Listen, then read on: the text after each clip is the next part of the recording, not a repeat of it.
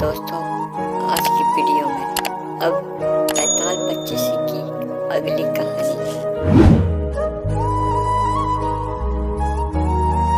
बैताल विक्रम को अपनी तीसरी कहानी सुनाता है कि वर्धमान नगर में रूप सेन नाम का राजा राज करता था। एक दिन उसके यहाँ बीरबल नाम का एक राजपूत नौकरी के लिए आया। राजा ने उनसे पूछा कि उसे खर्च के लिए क्या चाहिए, तो उसने जवाब दिया 1000 तोले सोना।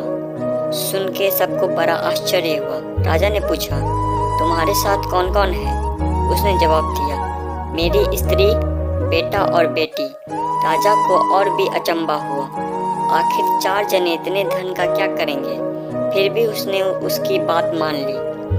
उस दिन से बीरबल रोज 1000 तोले सोना भंडारी से लेकर अपने घर आता। उसमें से आधा ब्राह्मणों में बांट देता, बाकी के 2 हिस्से करके मेहमानों, बैरागियों और सन्यासियों को देता और दूसरे से भोजन बनवाकर पहले गरीबों को खिलाता। उसके बाद जो बचता उसे स्त्री और बच्चों को खिलाता और बाद में अपने खाता। काम यह था कि शाम होते ही ढाल तलवार लेकर राजा के पलंग की चौकीदारी करता। राजा को जब भी कभी रात को जरूरत होती वह हाजिर रहता। एक आधी रात के समय राजा को मरघट की ओर से किसी के रोने की आवाज आई। उसने बीरबल को पुकारा तो वह आ गया।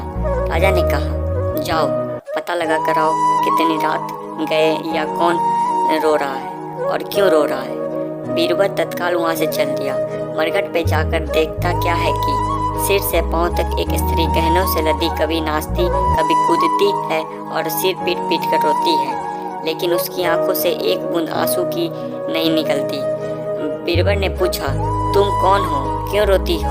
उसने कहा, मैं राजलक्ष्मी हूँ, रोती इसलिए हूँ कि राजा विक्रम के घर में खोटे काम होते हैं, इसलिए वहाँ दरिद्रता का ढेरा पड़ने वाला है।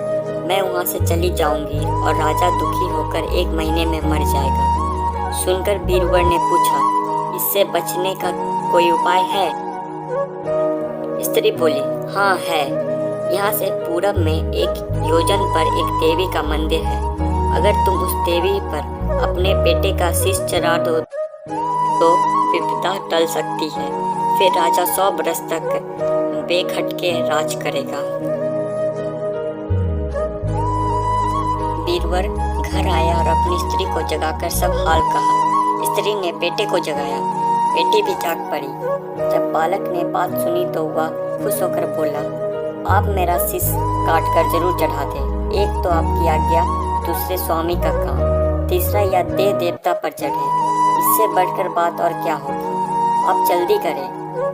बीरबल ने अपनी स्त्री से कहा, अब तुम बताओ।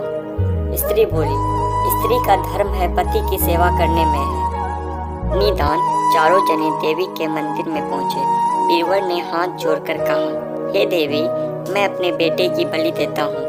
मैं राजा की 100 बरस की उम्र हो। इतना कहकर उसने इतने जोर से खांडा मारा कि लड़के का शीश धड़ से अलग हो गया। भाई का यह हाल देखकर बहन ने भी खांडे से अपना सिर अलग कर डाला।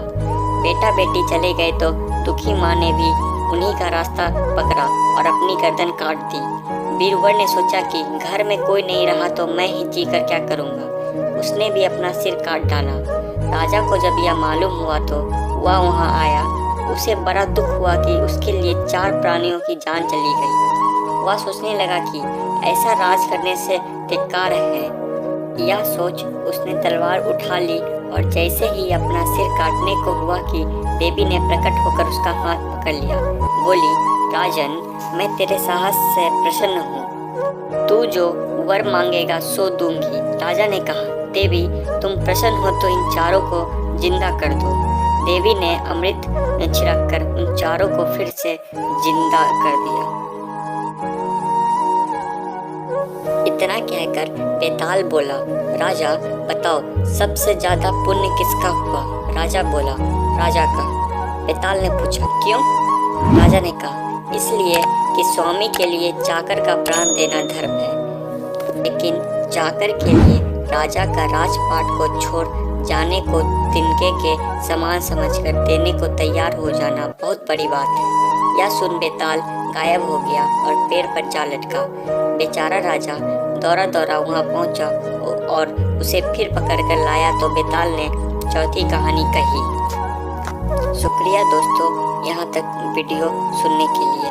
अब आगे की कहानी अगले वीडियो में। तब तक के लिए अलविदा।